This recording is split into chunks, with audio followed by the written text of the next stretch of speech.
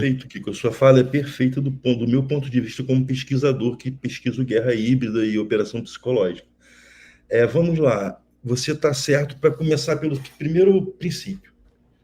A única pessoa que pode entregar o que o Trump quer ou são as armas, literalmente, ou é o presidente Lula que não vai entregar, ou é um Bolsonaro ou alguém do nível do bolsonarismo. Coisa que nem o Tarcísio, tá? A gente pode falar sobre depois, eu acredito que entregaria como dessa forma. Mas o que eu penso? Eu penso o seguinte, não vai parar pelo seguinte. Você tem hoje o BRICS enorme na América Latina. Você tem influência da China gigantesca no Brasil, cresceu mais de 100% em menos de 2 anos a relação do Brasil com a China. Você tem a ferrovia bioceânica que já está em fase de estudo, que vai ligar Pernambuco ao porto de Xangai, no Peru. Você já tem o porto de Xangai, no Peru, bombando, navios saindo sem parar de lá com produtos da América Latina. Você está mudando toda a lógica de poder, de comércio, de relações comerciais dos Estados Unidos no continente, na região. Tanto, não à toa, os Estados Unidos passou toda a força militar que era do Atlântico Sul, que estava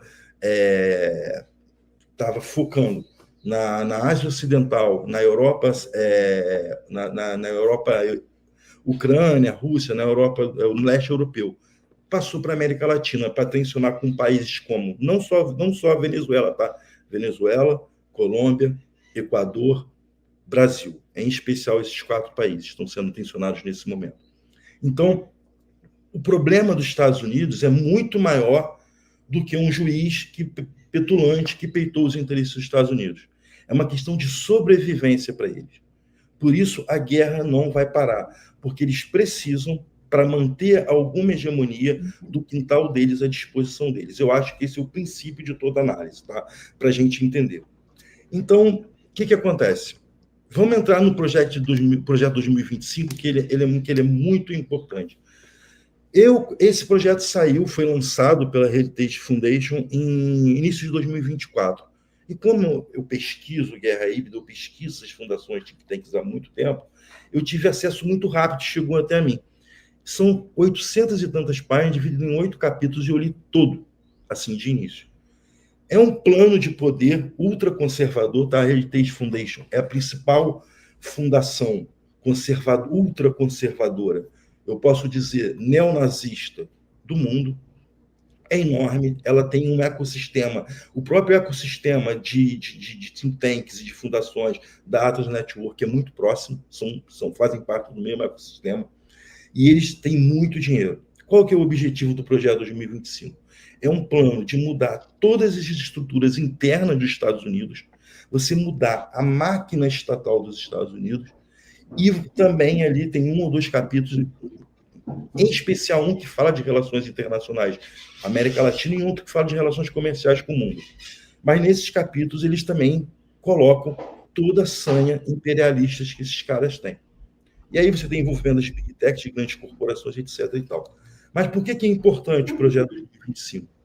Que quando eu li aquilo, li no meu inglês sofrível, eu entendi o seguinte: cara, se esses caras botarem isso em prática, a gente vai ter um mundo conflagrado em muito pouco tempo. Eu falei com o Kiko isso há muito tempo atrás.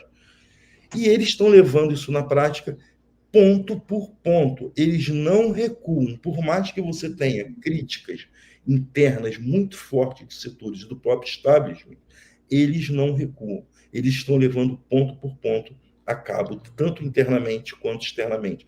Tanto que o carro-chefe deles, como são um think tank ultraliberal e ultraconservador, era destruir a USAID, né? E eles destruíram. Por que a USAID? Porque eles são o núcleo central de toda a guerra cultural dos Estados Unidos com o mundo, como agência. Tá? Então, assim, toda a guerra cultural que vem sendo feita há décadas pelos Estados Unidos é feita por esses caras. E quem bota grana nesse cara, além do Estado americano, são grupos que são ultraliberais e que são, para eles, progressistas, entre muitas aspas, porque são grupos mais de liberdade individual. Esses caras querem dinheiro, não querem problema, querem dinheiro. Então, um dos objetivos era destruir. E o que o Brasil tem a ver com isso? O Brasil é o principal país da América Latina. O Brasil é está entre os 5 países mais poderosos do mundo, não por questão bélica, por forças armadas, mas pelo poder que ele tem de fato, tá? De riqueza, de poder, de comércio, de tudo. E eles não podem permitir que o Brasil simplesmente fique mais 4 anos, 5, 6 anos do Lula e entre depois um Haddad, ou seja lá o Alckmin, seja lá quem for, e mantenha esse desenvolvimento. Porque o desenvolvimento do Brasil perante a China é uma questão de vida ou morte para os Estados Unidos. Então a gente está vendo esse cenário acontecer, tá? E eu queria depois a gente falar também sobre o Charles Kirk, que também tá, que eu acho que isso é bem importante, tem a ver com o Brasil, como você mesmo citou. Mas eu entendo, é exatamente isso, Kiko.